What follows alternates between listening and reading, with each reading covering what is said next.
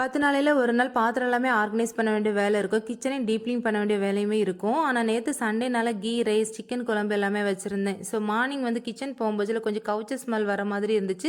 So மார்னிங்கே வந்து கிச்சனை டீப் கிளீன் பண்ண ஸ்டார்ட் பண்ணிட்டேன். 2 சிஸ்டர்ஸ் வீட்டில் இருக்கும்போதுல ஒரு பொண்ணு எல்லா வேலையும் தானாகவே இழுத்து போட்டுட்டு செய்யும்.